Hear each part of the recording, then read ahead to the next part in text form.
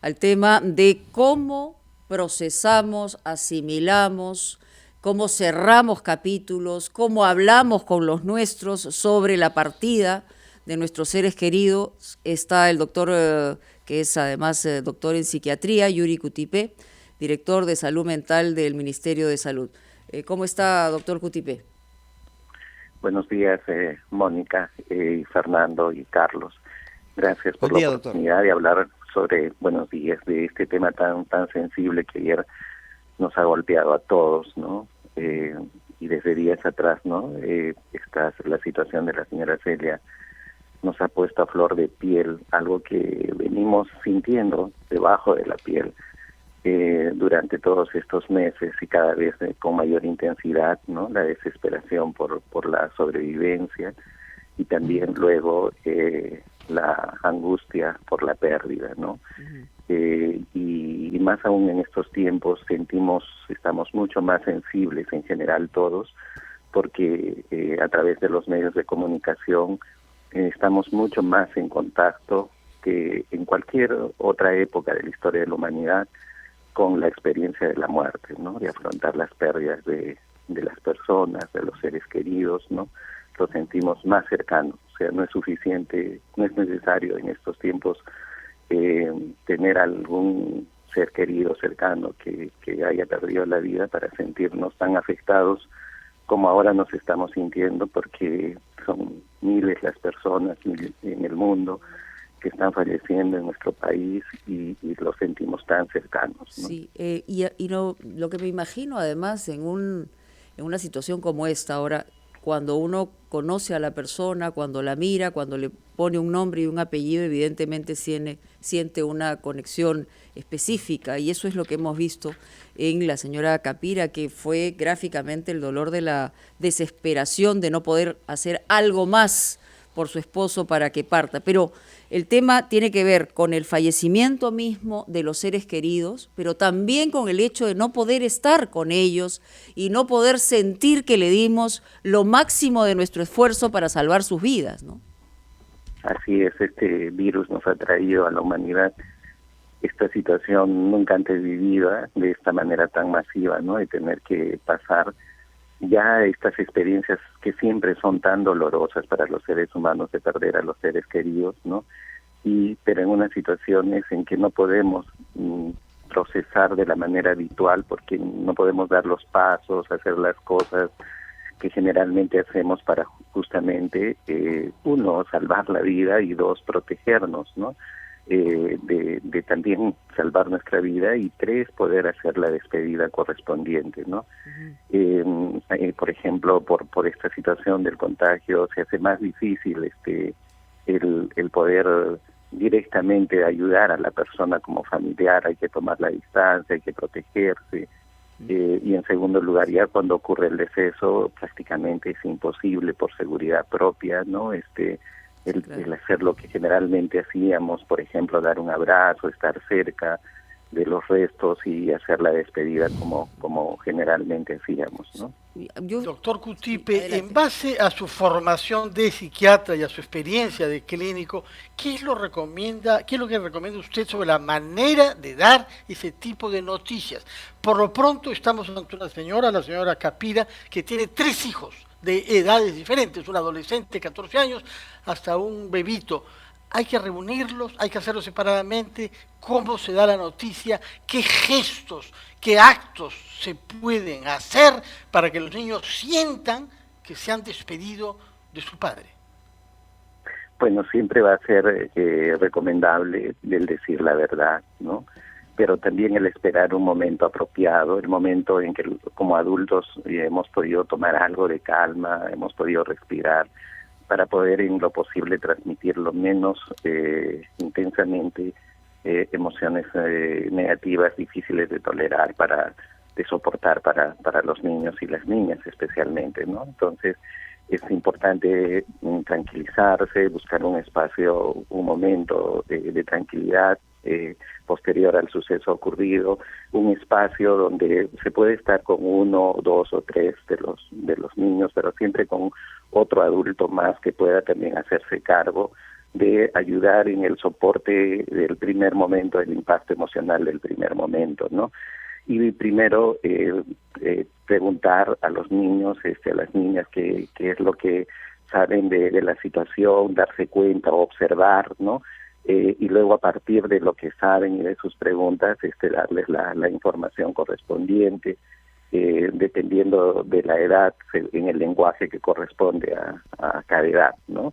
Y como digo, es bien importante tener otro adulto a la vez al lado que nos pueda ayudar en el momento del impacto de haber dicho la noticia, y para poder darle el soporte emocional a Doctor Cutipé, sobre ese mismo tema, y le voy a hacer una pregunta bien específica, y lo voy a hacer en primera persona y también en experiencias que he tenido con algunos amigos. Cuando muere un familiar tan cercano, ya más allá de la circunstancia en la que está muriendo, cuando somos niños nos dicen, se fue al cielo, ¿no? Y cuando uno señala algo que parece tan evidente y que los niños van a comprender cuando son pequeños, es se va al cielo, pero entendemos como que va a volver, ¿no? Y esa sensación no se cura hasta que estás en edad adulta, si es que tomas conciencia de lo mismo. Entonces, decirle la verdad, señalando que definitivamente no va a volver esa persona tan querida para los niños, es parte también de una manera de responderles, ¿no? Así es, definitivamente es decirles la verdad, y que incluye temas tan concretos, pero es bien importante preguntar qué piensas, ¿no? También suele suceder que esto nos pasa a los adultos, lo que describe Mónica nos pasa a los adultos, que tardamos en procesar. Hay un primer momento del duelo que es la negación, y que nos resistimos a pensar de que en realidad no va a estar esta persona, y eso nos puede tomar semanas o meses poder llegar a la aceptación de que la persona ya no está en nuestras vidas de manera física, y según nuestras creencias podemos poco a poco aceptar que está espiritualmente con nosotros. Algo inclusive muy parecido pasa también en los niños y las niñas, ¿no? De inicio hay este momento de no aceptar esta situación, ¿no? De pensar de que en realidad esto va a pasar y que va a regresar la persona, y con el paso del tiempo también van a irse dando cuenta, solo que los adultos que vivimos con los niños ahí tenemos que ayudarles a darse cuenta, y con mucho afecto, con mucho soporte afectivo, de que en realidad ya esta persona no va a vivir en concreto con nosotros, pero su recuerdo sí siempre lo vamos a tener, ¿no? Doctor Cutipé, buenos días. Carlos, yo quería buenos días. Consultarle algo. Ayer escuchábamos a la señora quejarse de que no había recibido la atención debida ni el respaldo en estos momentos. Por el contrario, tratada con indiferencia y hasta con desgano. Yo sé que el personal médico está sometido a una presión terrible en estos días, pero ¿qué factores pueden influir, ¿no?, en estos profesionales? No hablo de todos, para que mucha gente piense que se llegue a un grado quizás de insensibilidad con relación a personas que están pasando por la desgracia de tener a un familiar con COVID o que ha fallecido. ¿Qué aspectos influyen en este tema? Repito, sé que hay mucha presión para los médicos, pero quiero tratar de entenderlos también, ¿no? Sí, en realidad el personal de salud, no solo los médicos, pero el personal de salud en general, pero más aún los médicos y las enfermeras que tienen que dar directamente la cara a los familiares, pero también fundamentalmente atender a las personas que están en los servicios, ¿no? Dada la magnitud de los eventos que están ocurriendo, están probablemente ya saturados luego de 4 meses y de intenso trabajo, de modo que el agotamiento físico y emocional empieza a ser presa. Y lo que se recomienda que es que haya rotación de personal, es decir, que por ejemplo trabaje una semana y luego descanse otra. Ante la actual situación de tanta demanda viene siendo Lo que pasa es que también, difícil perdón, disculpe doctor, ocurra, ¿no? falta personal, ¿no? En los hospitales. A eso me refiero. No hay personal de recambio, ¿no? Por diferentes razones, ¿no? Y eso está pasando en el mundo, ¿no? Es muy difícil tener descansado al personal de modo que pueda cumplir con las responsabilidades, porque es una responsabilidad, por ejemplo, del médico tratante dar la información todos los días al familiar, por lo menos al familiar que está registrado como el responsable del paciente, ¿no? Eso es una responsabilidad del propio médico tratante. Sin embargo, es muy difícil ante la saturación de los servicios que esto se dé, y es necesario dar los soportes para que el personal pueda justamente responder a estas demandas, ¿no?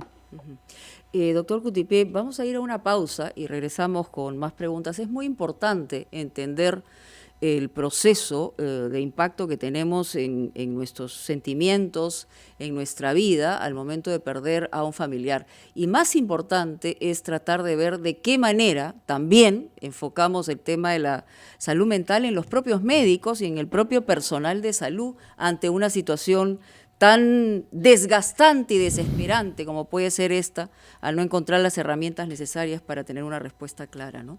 Vamos a una pausa, ya regresamos. Como habíamos anunciado, retornamos con el doctor Yuri Cutipé, que es director de salud mental del Ministerio de Salud. Carlos había tocado un tema bien importante que quisiera reforzar, doctor Cutipé, y es precisamente que todo el personal de salud, que además está mermado con la misma epidemia, hay contagios, hay muertes, hay perturbación del sueño, se sienten también desprotegidos, ¿no? Además hay un escudo, una defensa que a veces puede traducirse como en cierta indiferencia por la vivencia de la cantidad de pérdidas. Eso es por un lado.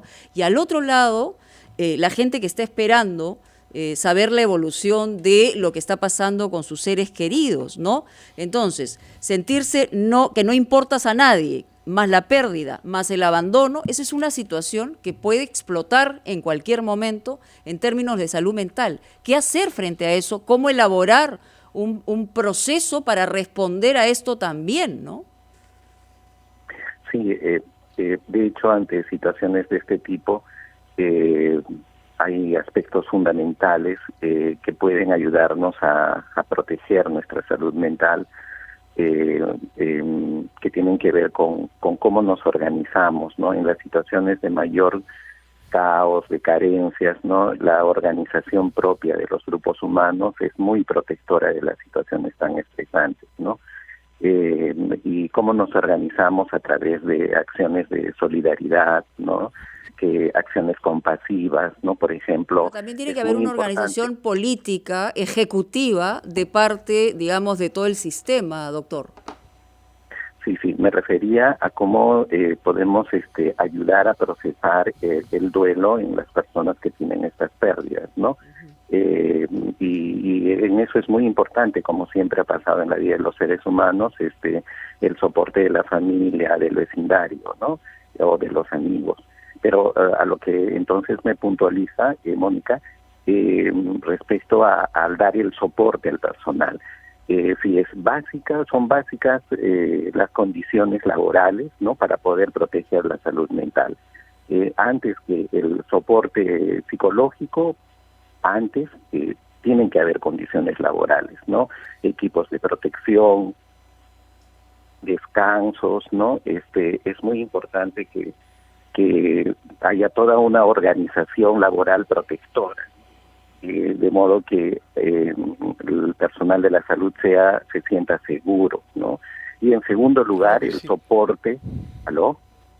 Sí, doctor Cutipé, estamos comprendiendo que nos hemos centrado sobre todo en los adultos y también en el personal médico, pero yo quisiera escuchar de su parte algo sobre los niños que están viviendo toda esta situación en una circunstancia excepcional, que es la de no tener contacto con sus amigos y sus compañeros en la escuela. ¿Qué es lo que perciben ustedes en la clínica sobre este hecho? Que los niños no pueden procesar, sino por teléfono o vía digital, lo que sienten, lo que viven. Y es normal que cada uno deba compartir con sus iguales lo que vive y lo que lo hace sufrir. ¿Qué pasa con los niños en estas circunstancias? Sí, bueno, en todo este proceso aparentemente los niños como que no hubieran sufrido un impacto, y eso inclusive Se ha dicho en muchos medios, ¿no? Respecto a las reacciones de los mismos durante las primeras semanas o meses de la epidemia, ¿no? Y de la cuarentena. Pero lo que estamos viendo en los servicios es que cada vez van pasando las semanas y van apareciendo muchos más casos de niños que ya tenían problemas en su salud mental anteriormente, o que vivían o que viven en situaciones en hogares conflictivos, que van presentando ya malestares emocionales, y que algunos inclusive ya van teniendo malestares que aparentemente ya podrían inclusive ser permanentes, ¿no? Entonces, y tiene que ver con todas estas pérdidas que usted señala, Fernando, ¿no? Es decir, los niños han perdido su mundo, en general el mundo de ellos es tan diferente, y ahora está centrado en la casa, y si la casa, peor todavía, no tiene las condiciones respecto a las personas protectoras, a los espacios y las comodidades, peor todavía la situación va resultando insoportable. Por eso es que los adultos tenemos que poner mucha más atención en los niños para poder ayudarles a organizar en su trabajo, responder a las necesidades emocionales de ellos, tanto para poder rendir en las necesidades, afrontar las necesidades educativas, pero también las recreacionales y las emocionales, ¿no? Doctor Cutipé, usted habla evidentemente desde el punto de vista de los padres. La pérdida de un ser querido implica una especie de herida que obviamente tarda en cicatrizar, ¿no? En este sentido no todos reaccionamos igual, pero desde el punto de vista de los padres y los niños, ¿cuán fundamental es el refuerzo psicológico, o sea, el tratamiento con especialistas? Yo sé que hay muchos que quizás son reacios a ello, consideran que no necesitan un respaldo psicológico, pero ¿qué tan fundamental puede ser en una etapa, además, en la que los niveles de angustia, de depresión, de ansiedad son muy altos? Muy, muy importante, ¿no? Especialmente cuando la angustia y la ansiedad ya no nos permite desempeñarnos habitualmente, ¿no? O sea, no nos permite, por ejemplo, en el caso de los niños, ¿no? Cuando ya no quieren entrar a las clases por internet, cuando ya no soportan tener que hacer los trabajos, y para los papás les es difícil con las estrategias habituales poderlos motivar. Ese es el momento probablemente en que requieran un soporte profesional, ¿no? De igual manera los adultos, ¿no? Si ya estos malestares ya van generando impedimento de poder seguir trabajando, de poder hacer el acompañamiento, la crianza habitual, saludable a los niños, y estamos como con los nervios de punta, irritables, y que ya no, irritabilidad con la que no nos permite digamos, tener una relación adecuada con los niños. Entonces es el momento de pedir ayuda, y que pidamos ayuda no significa que seamos débiles, no que seamos defectuosos, no significa que que como seres humanos tenemos nuestros límites, y lo más importante es tener la capacidad de reconocer que necesitamos ayuda y pedir la ayuda que se requiere, ¿no? Ese es el primer paso para también abrir la posibilidad de una ayuda personal, reconocerlo. Doctor Cutipé, muchísimas gracias por estar con nosotros esta mañana. Creo que ha servido de mucho esta orientación, porque me imagino que hay muchísimos hogares en el Perú que están pasando por una circunstancia muy complicada, y como también decía Fernando, el tema de los niños es un mundo fundamental que tenemos que cuidar y proteger, porque si no, las secuelas no van a estar solamente el día de hoy, sino durante toda una generación, que tiene que ver con este momento tan duro que nos está partiendo la vida en dos, en antes y después. Vamos a una pausa y ya regresamos.